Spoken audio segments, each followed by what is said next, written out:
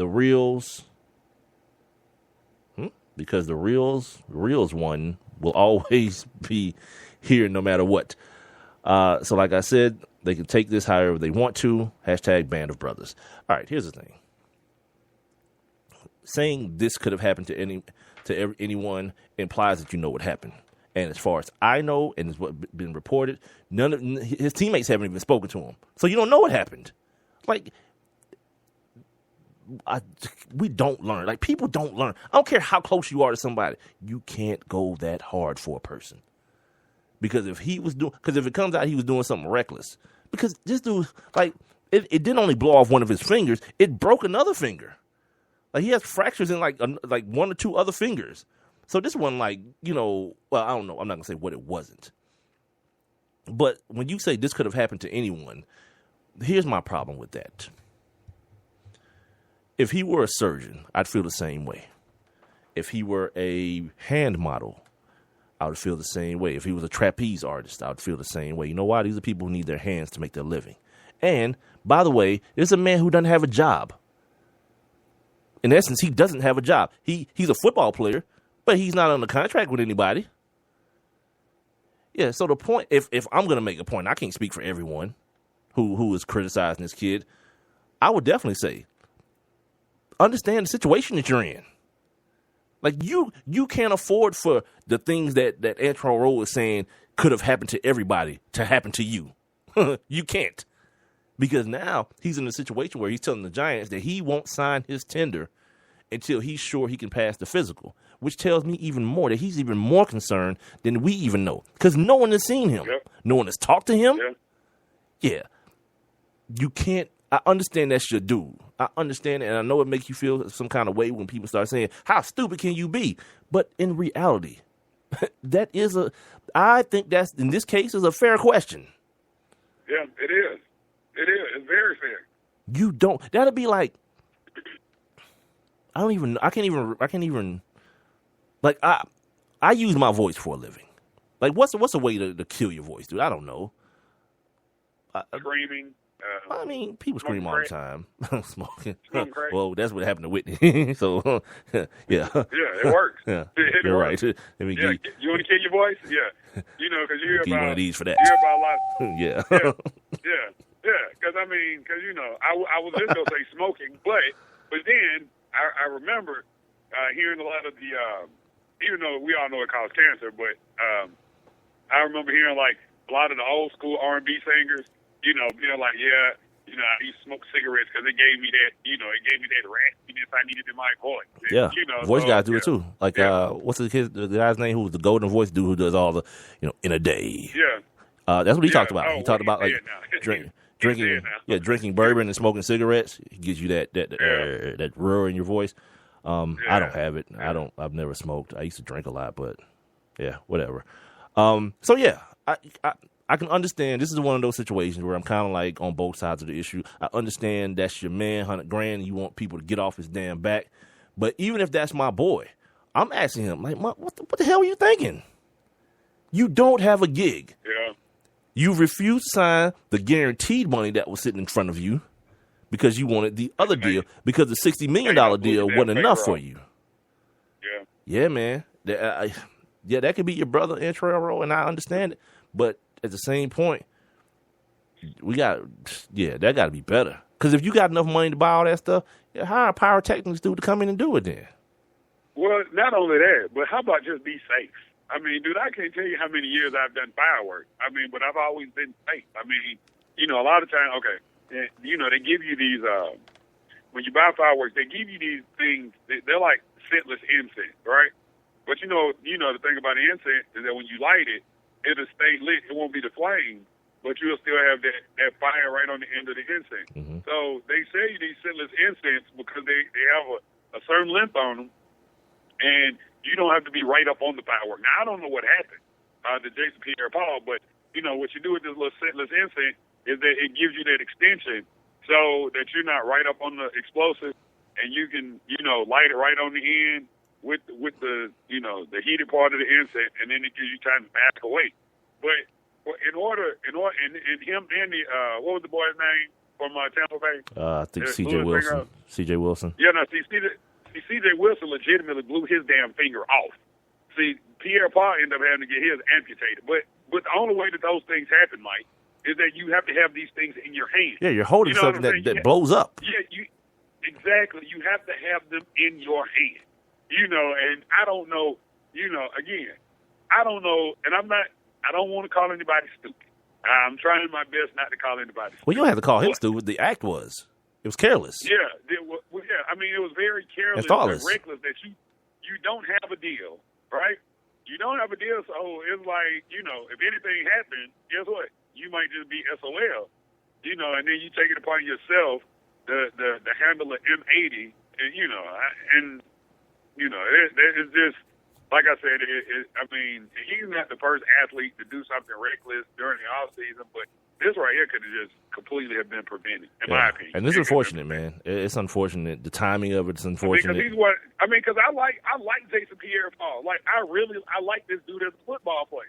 He fits right into those other, those other pass rushers that we've seen over the years in New York. I'm not a fan, but I like what the boy does on the field.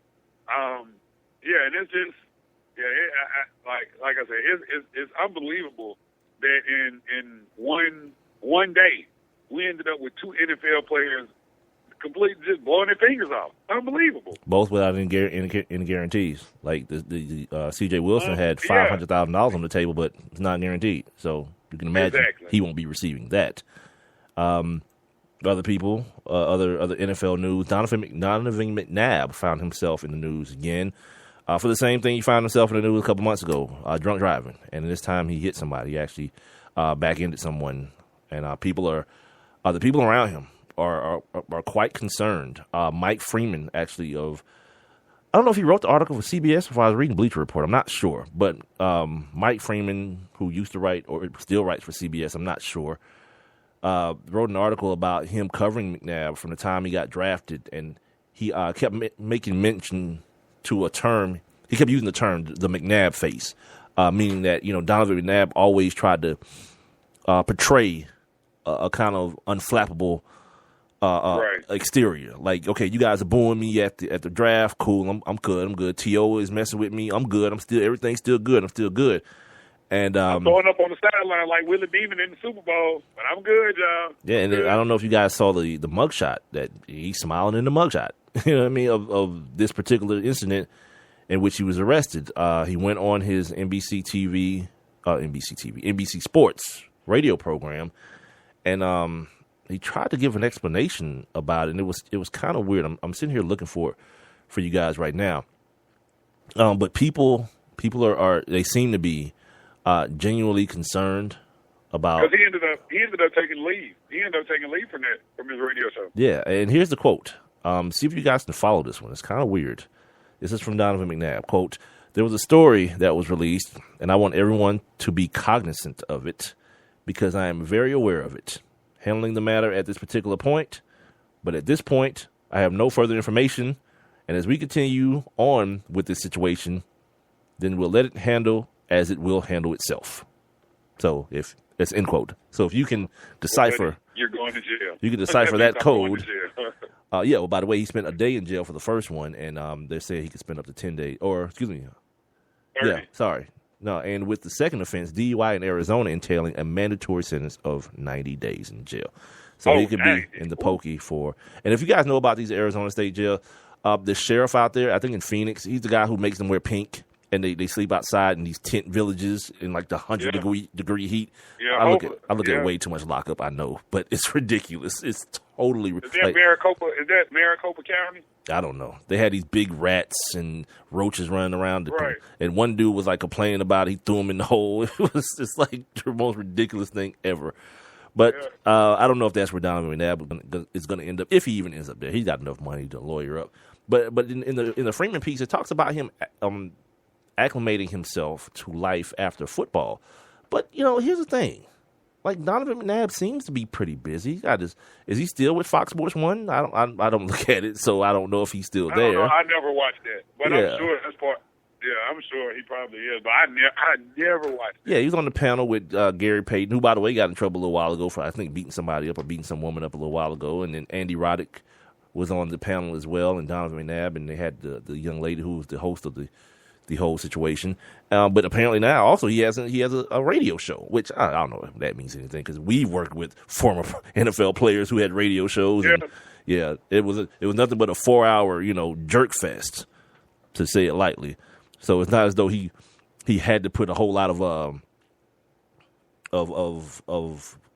effort into being a radio host. Because they don't. And they don't. Yeah, and I'm saying this just based on my experience. I don't know if he did or didn't. There are certain guys who come out of the world of the NFL and respect the gig and do the gig properly. So I don't know that about Don. I've never heard his show. I just realized he had a show like when he got arrested. So I'm not saying that's him. But who I think out of all the cats that we work with, that I think probably does the best job on the radio is Brian Jordan.